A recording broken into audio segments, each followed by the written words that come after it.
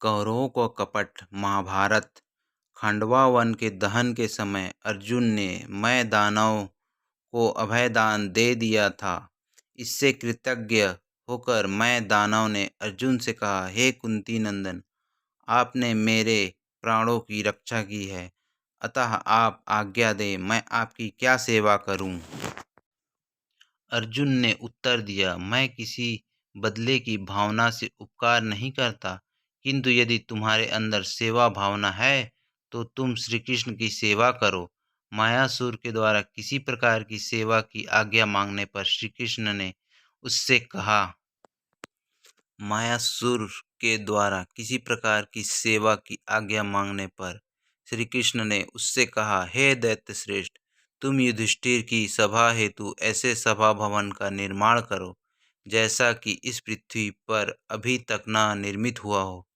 मायासुर ने श्री कृष्ण की आज्ञा का पालन करके एक अद्वितीय भवन का निर्माण कर दिया। इसके साथ ही उसने पांडवों को देवदत्त संग एक वृक्ष से भी कठोर रत्न जड़ित गदा तथा मणिमय पात्र भी भेंट किया। कुछ काल पश्चात धर्मराज युधिष्ठिर ने राजसूय यज्ञ का सफलतापूर्वक आयोजन किया।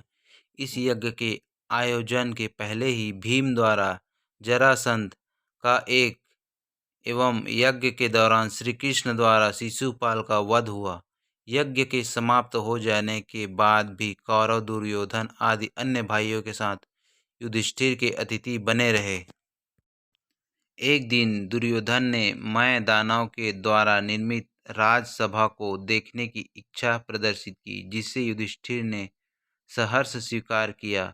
दुर्योधन उस सभा भवन के शिल्पकला को देखकर आश्चर्यचकित रह गए।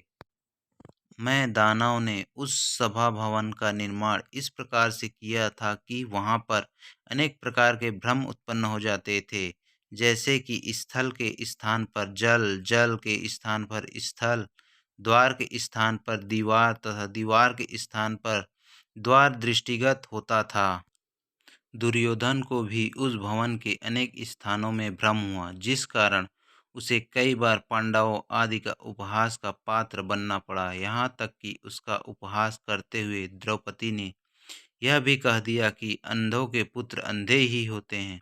दुर्योधन अपने उपहास से पहले से ही जला भुना था, किंतु द्रौपदी के कहे गए वचन उसे सूल से भी अधिक चुभन दे रहे थे।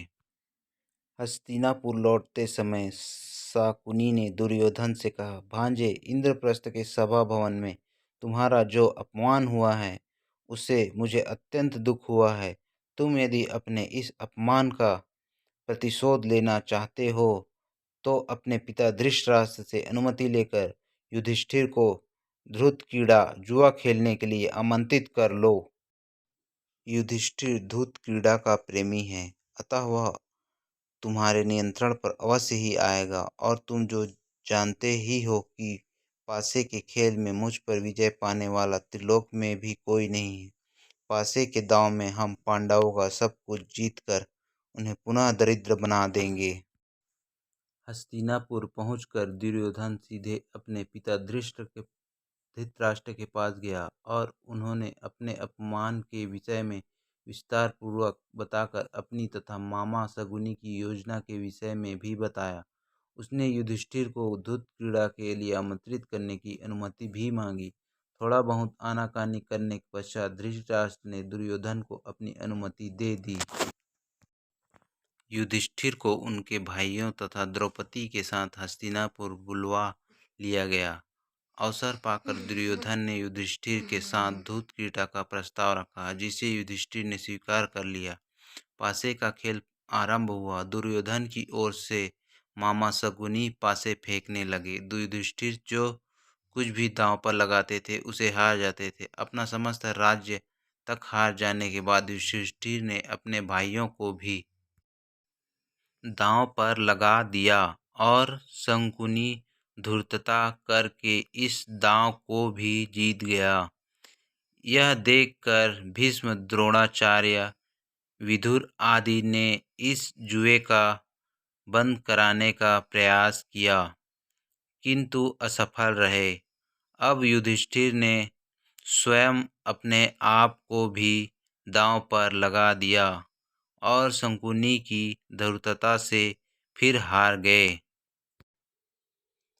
राजपाट तथा भाइयों सहित स्वयं को भी हार जाने पर युधिष्ठिर कांतिहीन होकर उठने लगे तो शकुनी ने कहा, युधिष्ठिर, अभी भी तुम अपना सब कुछ वापस जीत सकते हो। अभी द्रौपदी तुम्हारे पास दांव में लगाने के लिए शेष है। यदि तुम द्रौपदी को दांव में लगाकर जीत गए तो मैं तुम्हारा हारा हुआ सब कुछ तुम्हें लौटा दूंगा। सभी तरह से निराश युधिष्ठिर ने अब द्रौपदी को भी दांव पर लगा दिया और हमेशा की तरह हार गए। अपनी इस विजय को देखकर दुर्योधन उत्तम हो उठा और विदुर से बोला, द्रौपदी अब हमारी दासी है, आप उसे तत्काल यहाँ लाइए।